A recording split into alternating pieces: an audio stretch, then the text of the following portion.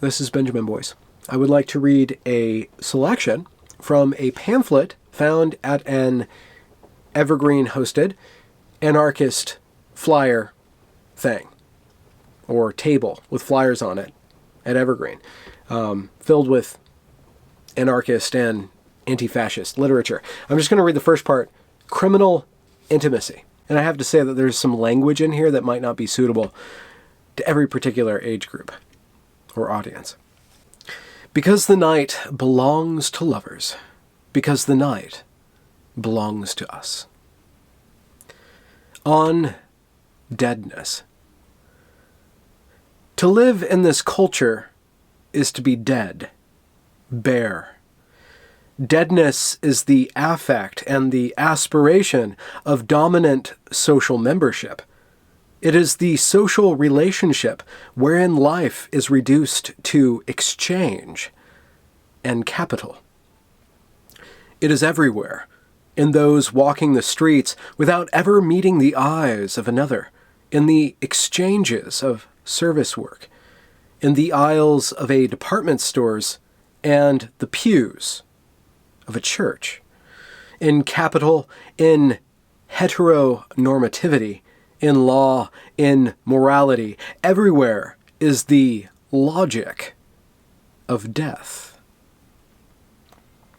The unthinkability of our desires is reiterated over and again. Power and control are written on our bodies. What is passion, desire, adventure, play? What but such catchy slogans for adverts? Our love and our appetites and our very bodies are inscribed with this culture. Capital is written on our bodies. We dare not dream. How could we conceivably want more than this? And the agents and exertions of Biopower, the boots of queer bashers, the panoptical ever-present surveillance cameras, and the flashing blue lights, the sirens and guns of the police, the campaigns for gay marriage and military service, the lingering pains of monogamy, and such shapely mannequins ad nauseum stand everywhere erected as checkpoints, guaranteeing the impossibility of anything else. Life, stripped bare, is nothing more than raw survival, banal, cold, numbing. Could it be more clear? Hetero-capitalism, this culture, this totality, it is out to destroy us. Taking and sharing on getting what's ours. The machinery of control has rendered our very existence illegal. We've endured the criminalization and crucifixion of our bodies, our sex, our unruly genders. Raids, witch hunts, burnings at the stake. We've occupied the space of deviance, of whores, of perverts and abominations. This culture has rendered us criminal, and of course, in turn, we've committed our lives to crime. In the criminalization of our pleasures, we've found the pleasure to be had in crime! ! In being outlawed for who we are, we've discovered that we are indeed fucking outlaws! ! Mark. Many blame queers for the decline of this society. We take pride in this. Some believe that we intend to shred to bits this civilization and its moral fabric. They couldn't be more accurate. We're often described as depraved, decadent, and revolting, but, oh, they ain't see nothing yet. Let's be explicit. We are criminal queer anarchists, and this world is not and can never be enough for us. We want to annihilate bourgeois morality and make ruins of this world. We're here to destroy what is destroying us. Let's be speaking of revolt. We are tracing the lineage of our queer criminality and charting the demise of the social order. And oh, the nectar from which we drink, lesbian pirates raging the seas, queer rioters setting cop cars ablaze, sex parties amidst the decay of industrialism, bank robbers wearing pink triangles, mutual aid networks among sex workers and thieves, gangs of tranny fags bashing the fuck back. We've been assured that each day could be our last. As such, we've chosen to live as if every day is. In turn, we promise that the existence days are numbered. In our revolt, we are developing a form of play. These are our experiments with autonomy, power, and force. We steal from our jobs and turn tricks to get by. We fuck in public and have never come harder. We swap tips and scams amid gossip and foreplay. We've looted the shit out of places and delight in sharing the booty. We wreck things at night and hold hands and skip all the way home. We are ever growing our informal support structures, and we'll always have each other's backs. In our orgies, riots, and heists, we are articulating the collectivity of and deepening these ruptures.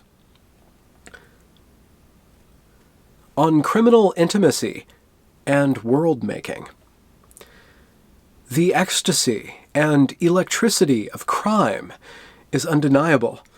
We've felt the sweetest adrenaline rushes as we've dashed from security and blown each other on the bus. And nothing offers up the feeling of being alive more than the weight of a hammer through the facade of capital. Crime helps me get out of bed every morning. We queers and other insurgents have developed what good folks might call a criminal intimacy. We are exploring the material and affective solidarity fostered between outlaws and rebels. In our obstruction of law, we've illegally discovered the beauty in one another. In revealing our desire to our partners in crime, we've come to know each other more intimately than legality could ever allow. In desire, we produce conflict. And in conflict with capital, we may have found an escape route from the deadening of our lives. Our gang's discourse is conflict. The real power expressed in our crimes isn't the damage caused to our enemies, or even in the various improvements of our material conditions, though we take pleasure in both. The power we express is in the empowerments and relationships we're creating, in our sex and our attack. When we pull down our masks and share our cachet of bricks, we are expanding the possibilities of our affinity.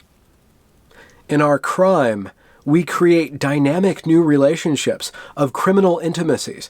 In these possibilities, we are learning how we might, together, reduce this world to rubble.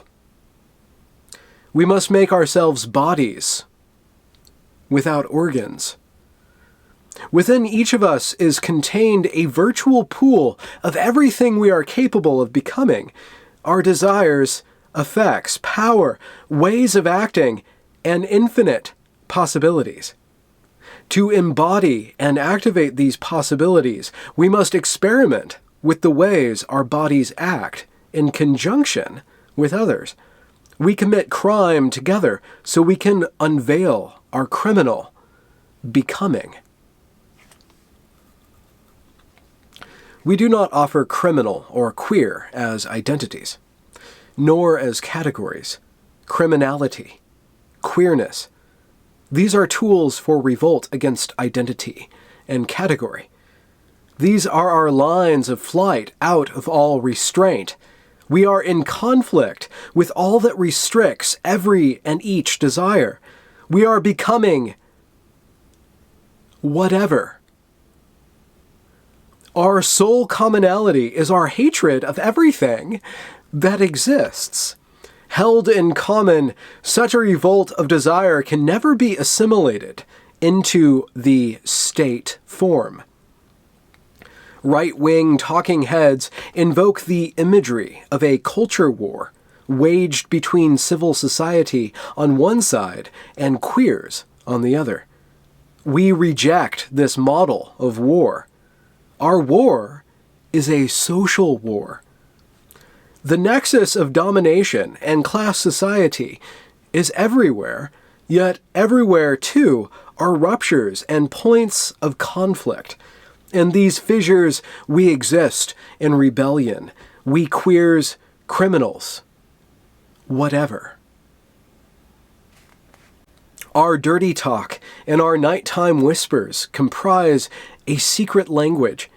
Our language of thieves and lovers is foreign to this social order, yet carries the sweetest notes in the ears of rebels. This language reveals our potential for world-making. Our conflict is space for our possible other selves to blossom. By organizing our secret universe of shared plenty and collective explosive possibility, we are building a new world of riot, orgy, and decadence. Filth is our politics. Filth is our life. Good night.